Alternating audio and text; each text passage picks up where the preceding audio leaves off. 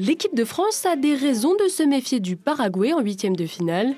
Lors de leur dernière rencontre officielle en 1998, les Bleus avaient eu du mal à l'emporter. De tous les matchs que j'ai couverts pour Le Monde, c'est sans aucun doute le plus crispant. Benoît Hopquin était sur place, à Lens, pour la Coupe du Monde 1998. L'équipe de France était évidemment archi-favorite. Bon, ils savaient évidemment que les Paraguayens allaient défendre, mais ils pensaient que ça allait quand même à un moment passer, parce qu'ils avaient comme une formidable attaque. Sauf que Zinedine Zidane est sur le banc, expulsé lors d'un précédent match contre l'Arabie Saoudite. Et la France va se heurter à cet homme, le gardien paraguayen.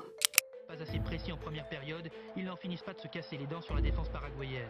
Le Paraguay avait décidé d'entrer, d'aller au pénalty, parce qu'ils avaient un gardien qui était hors norme. Non seulement il arrêtait tout, mais en plus il marquait des buts. Il tirait des pénaltys et il tirait des coups francs, et il était redoutable dans cet exercice. Donc une équipe du Paraguay qui était dans ses 18 mètres, qui n'en bougeait pas.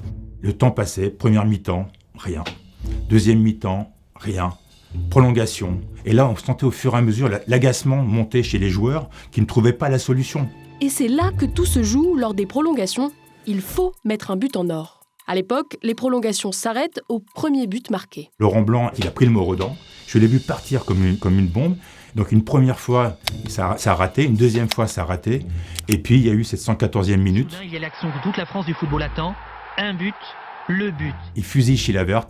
Et là, le stade a explosé totalement, Et Laurent Blanc était comme un fou, il courait dans tous les sens. Lui qui est le passage le plus tempéré qui soit, tout d'un coup, il a perdu totalement le contrôle de lui-même. Il y avait un tel niveau de tension que tout d'un coup, ça a explosé.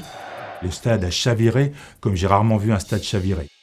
1998, c'est loin pour beaucoup de joueurs de l'équipe de France actuelle, mais pas pour un homme qui a bien prévu de mettre en garde les Bleus. On peut compter sur Didier Deschamps qui a vécu ce match de 98 pour leur rappeler ce souvenir. Ce qui est certain, c'est qu'il ne faut pas faire preuve de suffisance comme on a peut-être pu le faire au début du match de 98 en se disant que ça va passer, il n'y a pas de problème, ça va rentrer. D'autant que l'équipe paraguayenne a remporté son match contre l'Allemagne en 16e de finale au tir au but. Le Paraguay aujourd'hui est une excellente équipe, sans doute meilleure que celle de 98, mais ils n'ont pas Chilavert, ce gardien qui quand même faisait peur à toutes les équipes en face. Il n'empêche que s'ils se mettent à défendre comme avait défendu l'équipe de 98, ça risque d'être très compliqué pour l'équipe de France et il va falloir tout le génie de nos attaquants pour arriver à transpercer cette défense.